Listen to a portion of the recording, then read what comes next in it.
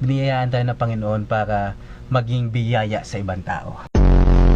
Napakahalaga po na talagang tayo ay magpayaman, hindi lang para sa sarili natin, pero para tayo ay makapagbigay ng tulong sa ibang tao. Brother, what was your takeaway about that fundraising for supporting and helping our Mercy Ministries? Siguro yung acronym na share ni Brother JB na yung give, yung G is for, of course, giving. Giving is because we are generous.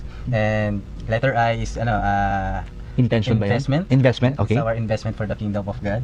And letter B is we give value. Yeah. Kung ano yung binigay sa atin ng Panginoon, yun, that's we value and we give it. Siyempre yung letter E is to extend the kingdom. And then, para maging generous tayo, those give that those acronym, kailangan natin isa buhay. Kasi hindi lang naman tayong biniyayaan tayo ng Panginoon para maging biyaya sa ibang tao. Amen. We are blessed to be a blessing. So let's continue the cycle of generosity. Let's invest in the mission of impacting lives.